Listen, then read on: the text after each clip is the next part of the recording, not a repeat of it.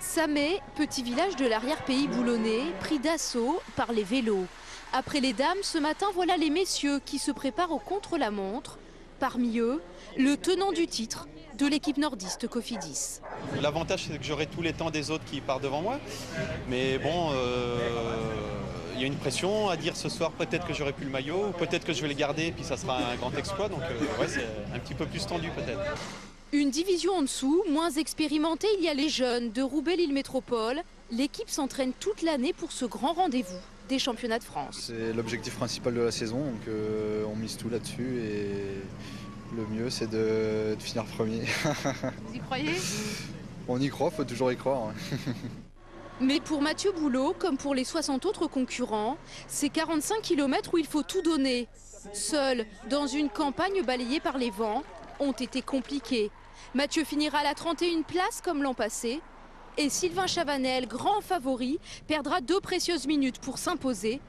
À l'avantage d'un Alsacien, Christophe Kern sera le seul à passer sous l'heure de course. En 59 minutes, il chipe le maillot tricolore à Nicolas Vaugondi, qui termine 11e. C'est un parcours qui me plaisait bien, rendu très difficile avec le vent. Et finalement, du coup, ça a avantagé les hommes forts du moment. Aujourd'hui, c'est tombé sur moi, j'étais le plus fort. Le nouveau champion de France du contre-la-montre a encore du travail. Il prendra le départ de l'épreuve en ligne dimanche pour 235 km cette fois. Et on rejoint Céline Rousseau en direct de Boulogne-sur-Mer. Céline, vous avez également assisté une fois de plus à la domination de Gianni Longo, athlète définitivement hors du commun. Et oui, cette 100e édition des championnats de France a commencé avec du grand spectacle. L'inusable, l'indétrônable Gianni Longo, 53 ans au départ du contre-la-montre ce matin. Fidèle elle-même, elle disait qu'elle n'était pas en grande forme.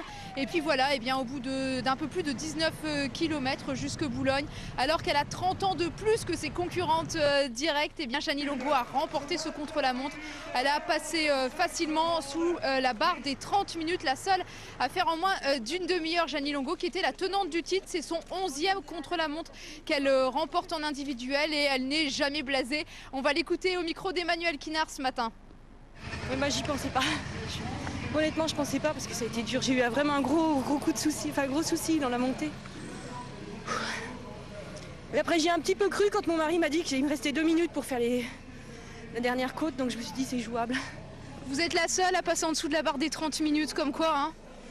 Ouais, je crois que j'ai mieux fini. Disons que j'avais pas des grosses sensations aujourd'hui, mais parce qu'il faisait froid.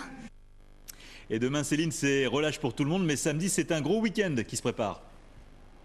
Un gros temps fort sous la chaleur, sous le vent qui est également attendu. Samedi matin, on connaîtra vers 12h30 la nouvelle championne de France, épreuve en ligne, l'après-midi consacrée aux amateurs. Et dimanche, l'épreuve phare, celle des hommes élites. Thomas Voeckler remet son maillot tricolore en jeu. On attend également John Gadret qui est assez en forme en ce moment. Gros week-end donc qui s'annonce ici à Boulogne-sur-Mer. Merci Céline, on vous retrouve ce week-end, donc fidèle au poste.